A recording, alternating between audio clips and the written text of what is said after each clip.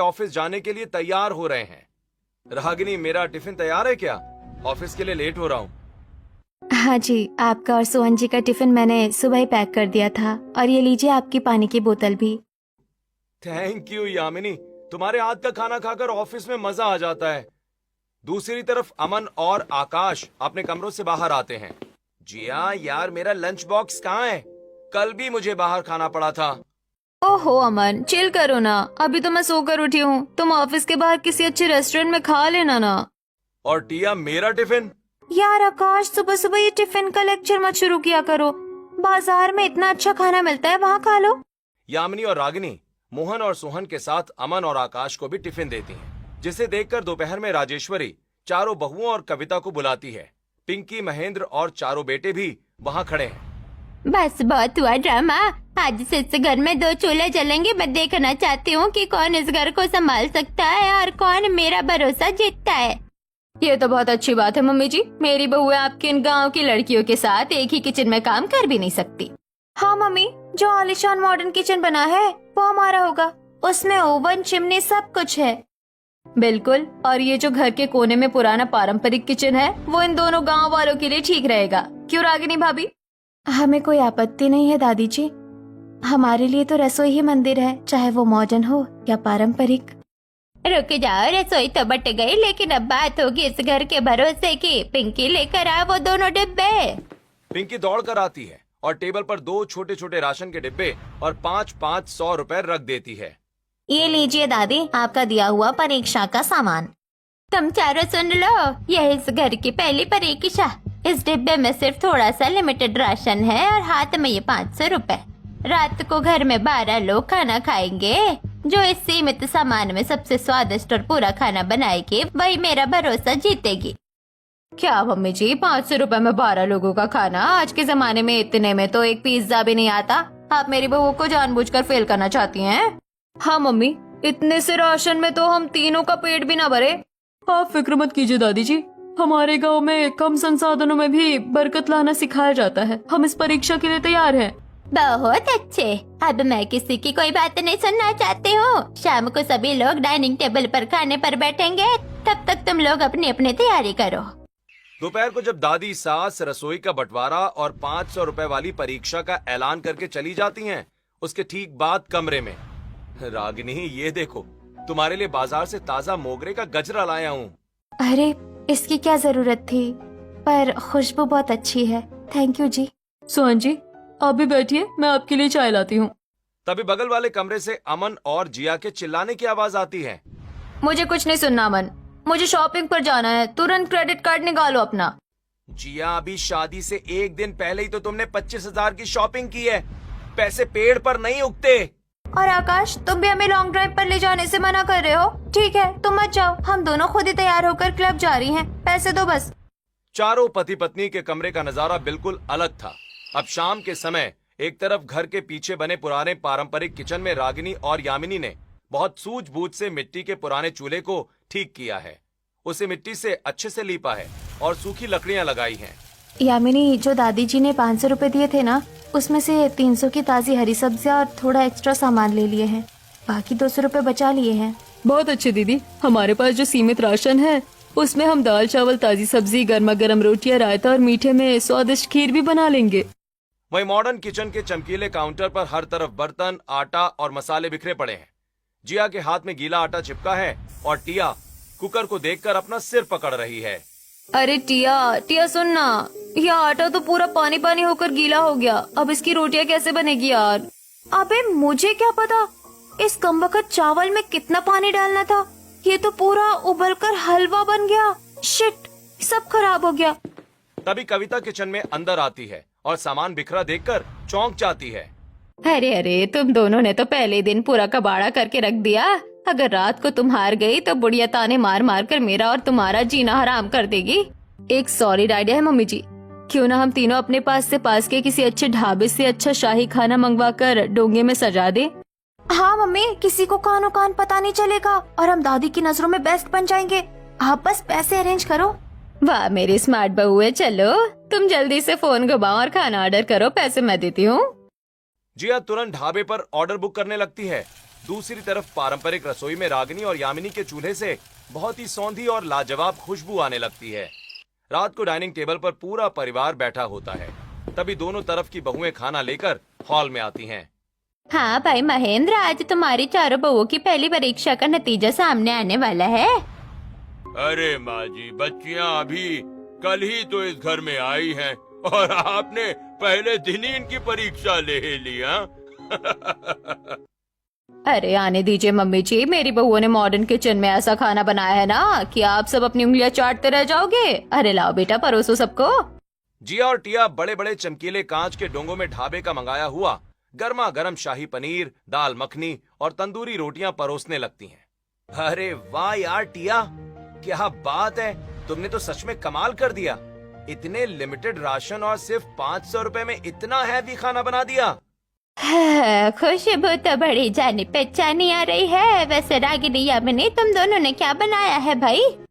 दादी जी, हमने mix veg, जीरा राइस, बूंदी रायता, अरहर की दाल, चावल और साथ में गर्मा गर्म रोटियां। और दादी जी, मीठे में हम दोनों ने मिट्टी के चूल्हे पर धीरे धीरे पकाकर रबड़ी जैसी गाढ़ी खीर भी बनाई है। यामिनी और रागिनी सबको सादगी से खाना परोसती हैं। महेंद्र दोनों थालियों में से खाना चखते हैं। भाई मानना पड़ेगा, रागिनी और यामिनी के हाथ के खाने में तो बिल्कुल गांव का असली स्वाद है। लेकिन जिया और टिया, तुम दोनों के खाने में से ये बिल्कुल रेस्टोरेंट जैसा टेस्ट क्यों आ रहा है भाई? देखा मम्मी जी, इसे कहते हैं असली टैलेंट। 500 रुपए के बजट में रेस्टोरेंट जैसा वीआईपी खाना खिला दिया। अब जीत तो हमारी ही हुई ना। डाइनिंग टेबल पर सब लोग खाना खा ही रहे होते हैं कि तभी अचानक पड़ोसन ने शीला, विमला, कामिनी और सरला हाथों में एक खाली टिफिन का डिब्बा और एक बिल का पर्चा लिए आती हैं। अरे राजेश्वरी, बधाई हो बधाई हो, घर में 4 नई बहुएं आ गई है। हम ये शगुन का लिफाफा देने आए थे। अरे आइए आइए शीला जी, विमला जी बैठिए ना, आप लोग भी हमारे साथ खाना खाइए। अरे राजेश्वरी, बैठेंगे तो बाद में, पहले तो ये बताइए कि आज घर में कोई बड़ी पार्टी वार्टी रखी है क्या? वो नुक्कड़ वाले वैष्णव ढाबे का लड़का आपके घर के बाहर ही खड़ा था। हाँ राजेश्वरी, हमारी बच्चियों ने भी अभी उसी ढाबे से चाउमीन मंगाई थी ना, तो उस लड़के के हाथों में बहुत सारा खाना था। हमने उसे पानी पीने के लिए दिया तो ये एक टिफिन का डिब्बा और ये बिल हमारे यहाँ ही भूल गया। हमने सोचा पास में ही घर है तो हम खुद ही दे आते हैं। अच्छा, ऐसा कुछ था क्या? पर हमारे यहाँ तो कोई पार्टी नहीं है। अरे राजेश्वरी, बहुओं ने 500 रुपए एडवांस दिए हैं और पूरे 2000 रुपए का शाही खाना मंगवाया है। ये रहा ना पूरे 2500 का बिल। बिल का नाम सुनते ही कविता, जिया और टिया के चेहरे का रंग उड़ जाता है। ओहो, तो ये बात है। जिया और टिया भाभी 500 रुपए के बजट में रेस्टोरेंट जैसा वीआईपी खाना, अब पता चला। कविता, इतना बड़ा झूठ! बाहर से खाना मंगवा कर यहाँ घर पर नाटक कर रही थी। दादी, वो असल में हमसे वो। अरे मम्मी जी, वो तो मैंने बस। चुप कर कविता, जो लड़कियाँ पहले ही दिन रसोई में झूठ का सहारा ले, वो इस घर का भरोसा कभी नहीं जीत सकती। इस पहली परीक्षा की असली विजेता रागिनी और यामिनी है। देखा विमला, मैंने कहा था ना, पहले दिन शहर की इन तितलियों का पोपट हो गया। चलो बहनों, यहाँ से इनका तो अंदरूनी क्लेश शुरू हो गया है, हम चलते हैं। चारों पड़ोसने मजे लेती हुई और हंसती हुई घर से बाहर चली जाती हैं। कमरे में टिया और जिया गुस्से में बेड पर बैठी हैं। ओहो, इस बुढ़िया ने पूरे मोहल्ले के सामने मेरी बहुओं की इतनी बड़ी इंसल्ट कर दी। हाँ मम्मी जी, उन गांव की गवारों की वजह से वो रागिनी और यामिनी सती सावित्री बनकर दादी के सामने नंबर ले गई। तुम दोनों चुप करो। असली कसूर उन बाहर बैठी पड़ोसनों का है, जिन्होंने आकर सारा भांडा फोड़ दिया। लेकिन मैं भी कविता हूँ, हार नहीं मानूंगी। तो फिर अब हम क्या करेंगे मम्मी जी? जैसा मैं कहती हूँ वैसा करो। कल सुबह उन पड़ोसनों के पास जाओ और ऐसा जाल बुनो कि वो खुद दादी के सामने उन दोनों का पत्ता काट दे। रागिनी और यामिनी को सबक सिखाने की प्लानिंग करने के बाद अब रात के 1:30 बज रहे हैं। पूरे घर में अंधेरा है। सास कविता हॉल में खड़ी होकर बार बार दरवाजे की तरफ देख रही हैं। तभी बाहर गाड़ी रुकने की आवाज आती है। जिया और टिया पार्टी वाले शॉर्ट ड्रेसेस पहने लड़खड़ाती हुई दबे पांव दरवाजे के पास आती हैं। अरे धीरे आओ तुम दोनों। थैंक यू मम्मी जी, आप बेस्ट सास हो जो हमारे लिए जाग रही हो। चुप रहो, अगर बुढ़िया जाग गई तो आज ही हम तीनों को घर से बाहर निकाल देगी। जल्दी से अपने कमरों में जाकर सो जाओ। चल मम्मी, दादी को कानो कान पता नहीं चलेगा। अगले दिन सुबह महेंद्र सोफे पर बैठे हैं और उन्हें बहुत तेज खांसी आ रही है। वो टेबल और सोफे के आसपास परेशान होकर कुछ ढूंढ रहे हैं। तभी राजेश्वरी और पिंकी वहां आ जाती हैं। अरे यार, ये मेरी शुगर और बीपी की दवाइयाँ कहाँ गई? रोज तो इसी टेबल पर रखी रहती है। कविता, पिंकी जरा देखना महेंद्र की दवाइयाँ कहाँ है, परेशान हो जाएगा बेचारा। तभी टिया और जिया हाथ में दवाइयों का खाली पत्ता लिए वहां आती हैं। अरे पापा जी, शायद दवाइयाँ ना खत्म हो गई है या फिर भाभी ने फेंक दी है। हाँ पापा, कल ही मैंने देखा था कि रागिनी और यामिनी भाभी आपकी दवाइयाँ लेकर डस्टबिन में डाल रही थी। वो कह रही थी कि इतनी दवाइयाँ खाकर बस आप घर का खर्च बढ़ाते रहते हो, गांव के लोग तो बिना दवाइयों के ही ठीक हो जाते हैं। क्या रागिनी और यामिनी ऐसा कह रही थी? बुलाओ उन्हें बाहर। तभी रसोई से रागिनी और यामिनी दौड़ती हुई आती हैं। रागिनी के हाथ में ताजा काढ़ा और यामिनी के हाथ में दवाइयों का नया पैकेट है। अरे पापा जी, आप परेशान मत होइए। कल रात मैंने देखा था कि टेबल पर जो दवाइयाँ रखी थी वो एक्सपायर हो चुकी थी। अगर आप वो एक्सपायर दवाइयाँ खा लेते तो आपकी तबीयत और बिगड़ जाती। हाँ पापा जी, इसलिए मैंने सुबह ही सोहन जी को बोलकर बाजार से ये नई दवाइयाँ मंगवा ली है। और पापा जी, दवाइयों से पहले आप ये अदरक और तुलसी का ताज़ा काढ़ा पी लीजिए, आपकी खांसी तुरंत ठीक हो जाएगी। अरे वाह, मुझे तो लगा था कि इस घर में किसी को मेरी फिक्र ही नहीं है, पर तुम दोनों ने इतना ध्यान रखा। थैंक यू बेटा।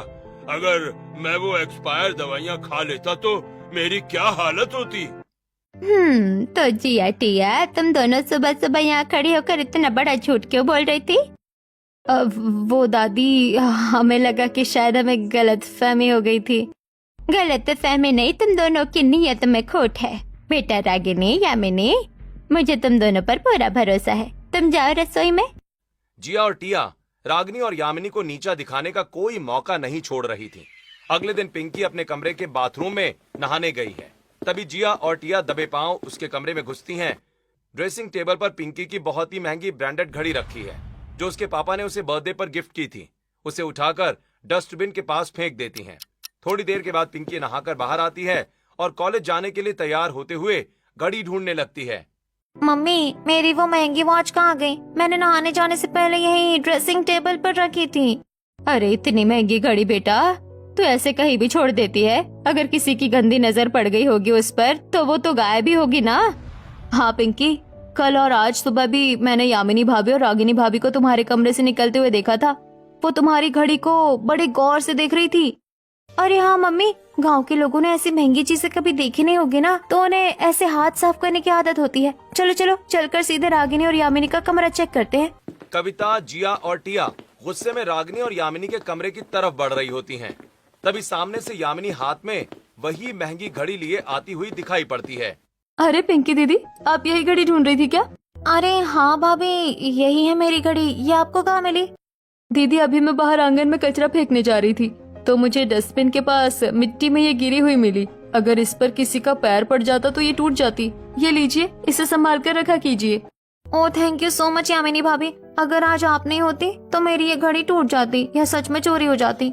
देख लिया कविता, देख लिया अपने लव मैरिज वाली बहुओं के कारनामे। बात बात पर झूठ बोलती है। जब इन्हें किसी चीज का पता नहीं होता तो काहे के लिए अपने मन से झूठी बातें बनाती है। जिया टिया, तुम दोनों की ये आदत बहुत गंदी है। अपनी ही जेठानियों पर बिना वजह चोरी का इल्जाम लगा रही थी तुम दोनों। अरे यार शिट, ये गांव की लड़की इतनी चौकन्नी कैसे निकली? हमारी ये प्लान भी फ्लॉप हो गया।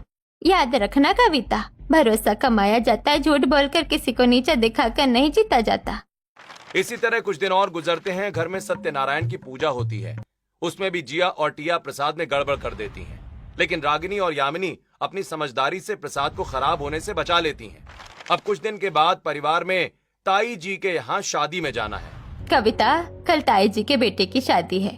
मैंने चारों बहुओं को जो पुश्तैनी सोने के कंगन और गहने दिए थे, कल सब वही पहनकर शादी में जाएंगी। दादी का फरमान सुनकर जिया और टिया के पसीने छूट रहे हैं। यार, कल रात हमने क्लब में कैश खत्म होने पर पापा ने जब पैसे देने से मना कर दिया था तो वही दादी के दिए पुश्तैनी गहने दांव पर लगा दिए हैं। अब हमारी बैंड बजने वाली है। अब क्या करेंगे जिया? अगर सच सामने आया तो दादी हमें सीधे जेल भिजवा देंगी। हमें कोई तिकड़म लगाना होगा। एक रास्ता है, रागिनी और यामिनी के पास भी तो वैसे ही पुश्तैनी गहने हैं ना। आज रात हम उन दोनों के दूध में ना नींद की दवा मिला देंगे। जब वो बेहोश हो जाएगी तो उनके कमरे से गहने चुरा लेंगे और इल्जाम उन्हीं पर लगा देंगे। रात को जिया और टिया रागिनी यामिनी के कमरे से गहनों का डिब्बा चुराकर भाग रही होती हैं। तभी अचानक गलियारे में कविता उन्हें देख लेती है। जिया टिया, ये क्या कर रही हो तुम दोनों? ये जेवर तो रागिनी और यामिनी के है ना? तुम उनके कमरे से चोरी कर रही हो? आवाज नीचे मम्मी जी, आवाज नीचे, 2 कदम पीछे। मम्मी जी, हम भी जानते हैं कि दादी आपके ऊपर कितना भरोसा करती है, और जिनके खुद के घर शीशे के होते हैं ना, वो दूसरों के घरों पर कांच नहीं फोड़ते। मतलब तुम अपनी सास से ऐसे बात कर रही हो? मम्मी जी, आपकी भी जवानी की हरकतें ऐसी ही थी, हमें सब पता है। अगर आप चाहती हैं कि दादी के सामने आपकी बच्ची कुछ इज्जत खराब ना हो, तो अपना मुंह बंद रखिए और शांत रहिए, वरना हम दादी से कह देंगे कि ये सब आपके कहने पर हुआ है। कविता डर के मारे कांपने लगती है। जिन बहुओं को मैं मॉडर्न और बेस्ट समझकर गिफ्ट ला कर देती थी, वो आज मुझे ही ब्लैकमेल कर रही है। कविता मायूस होकर अपने कमरे में चली जाती है और अगले दिन शादी में जाने से पहले रागिनी और यामिनी के कमरे से गहने गायब हैं। दादी देखिए, आपकी संस्कारी बहुओं के कारनामे, इनके पास गहने है ही नहीं। जरूर ये दोनों अपने मायके में सारे जेवर रख कर आई है या बेच दिए हैं। नहीं दादी जी, भगवान की कसम, हमने ऐसा कुछ नहीं किया। कल रात जेवर यही थे, सुबह गायब हो गए। हाँ दादी जी, हम चोरी क्यों करेंगे? कहीं सच में इनकी पारिवारिक स्थिति खराब तो नहीं है जिसके कारण इन्होंने ऐसा किया? इस बार राजेश्वरी चुप रहती है। ऐसे ही दिन गुजर जाते हैं और अब जिया और टिया पर बाजार का बहुत सारा कर्ज हो चुका है। मम्मी, अब बहुत हुआ। दादी से कहिए कि वो प्रॉपर्टी के पेपर्स आपके नाम करे। नहीं, मुझ पर तो वैसे भी माँ जी का भरोसा नहीं है, मैं कुछ नहीं कहूँगी। सास के मना करने पर जिया और टिया अपने पतियों अमन और आकाश को कमरे में बुलाकर बुरी तरह धमकाती हैं। आकाश, अगर तुमने अपनी माँ या दादी से कहकर लॉकर की चाबी लाकर हमें नहीं दी, तो हम पुलिस में तुम्हारे खिलाफ केस कर देंगे और तुम्हारी लाइफ पर बात कर देंगे। ठीक है जिया, तुम गुस्सा मत हो। हम दादी के सोते समय चुपके से उनके तकिए के नीचे से लॉकर की चाबी ले आएंगे। तुम बस शांत रहो। अमन और आकाश डर के मारे दादी के कमरे से चाबी चुराकर जिया टिया को सौंप देते हैं।